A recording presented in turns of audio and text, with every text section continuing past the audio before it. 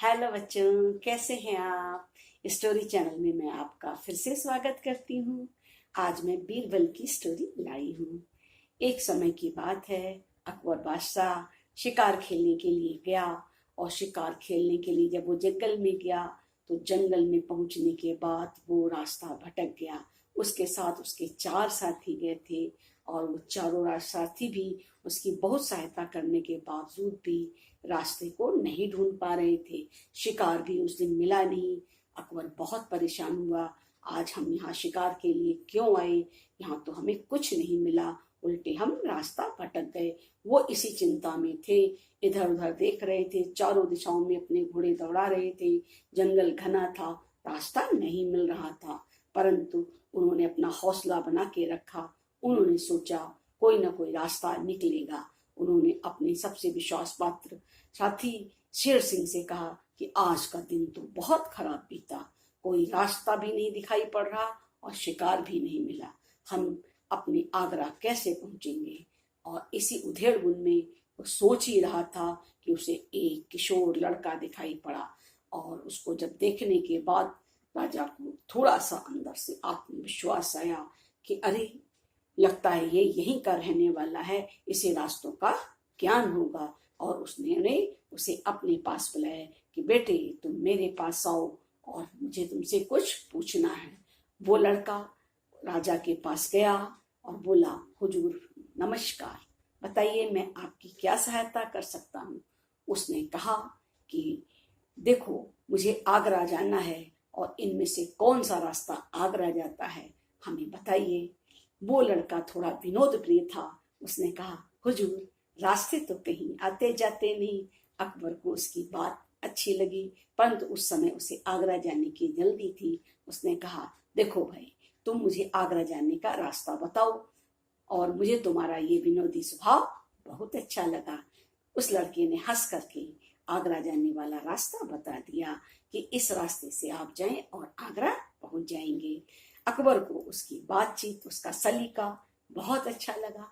उसने कहा, बताओ तुम्हारा क्या नाम है। उसने कहा, मेरा नाम मोहन है। बोले, अच्छा, मैं तुम्हें एक चिन्ह देता हूँ, तुम कभी मेरे आगरा आना तो मुझसे जरूर मिलना। मैं हिंदुस्तान का बादशाह अकबर हूँ। और उसने अपनी एक अंगूठी उतारी और उस मोहन नाम के लड़के को दे दी।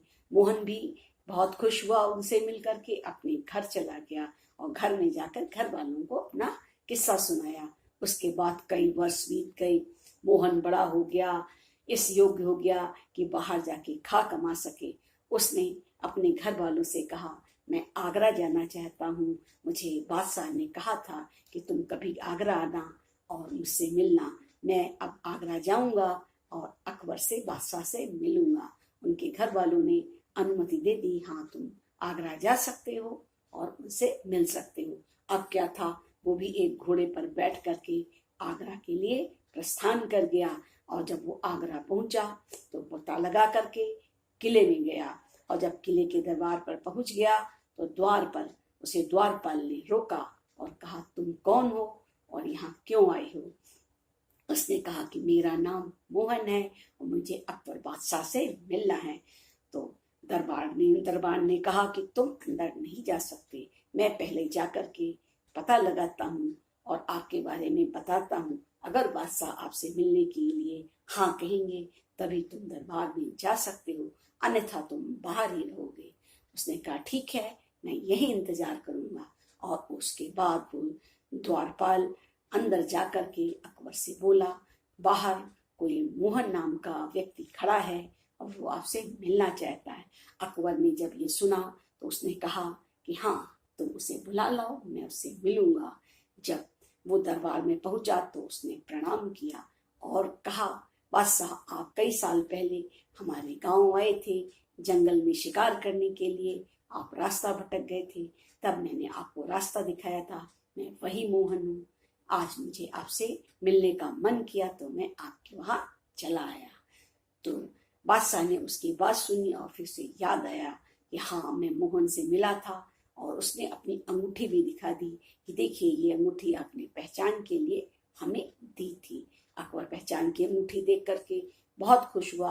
उसने कहा, ठीक है, मोहन, मैं तुमसे उस दिन प्रभावित था और मैंने तुम्हें बुलाया था, ठीक है, तो बताओ तुम आगरा किस लिए आए हो? उसने कहा, मैं काम की तलाश में आया हूँ हुजूर, आपकी दर्शन करना चाहता था, मैंने आपसे मिल लिया, मुझे बहुत अच्छा लगा। उसके बाद अकबर ने कहा कि देखो, अगर तुम हमारे 5 सवालों का जवाब अगर दे दोगे तो मैं तुम्हें अपने दरबार में ही नौकरी दे दूंगा। तो बीरबल ने कहा, जी हुजूर, आप पूछिए, मैं अपनी बुद्धि के हिसाब से जवाब दूंगा।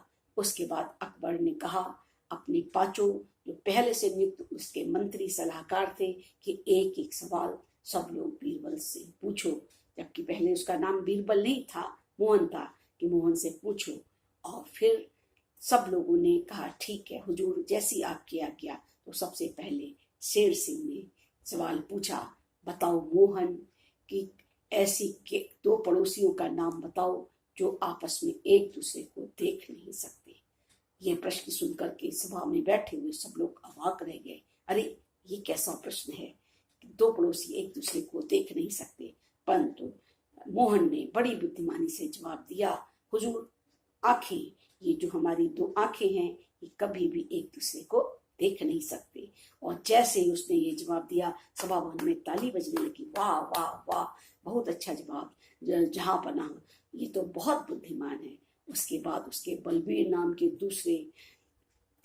दूसरे सलाहकार ने सवाल पूछा, कहा बताओ कि आसमान में सूरज और चांद ऐसी क्या चीज है जिसको देख नहीं सकते।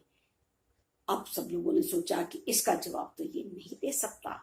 तभी बीरबल ने सोचा और जवाब दिया, हुजूर, अंधेरा, अंधेरे को आप सूर्य और चांद दोनों नहीं देखते। अब इस जवाब से भी सब लोग खुश हुए, बोले वाह वाह वाह वाह, ये तो बहुत बुद्धिमान है। फिर तीसरा सवाल आया।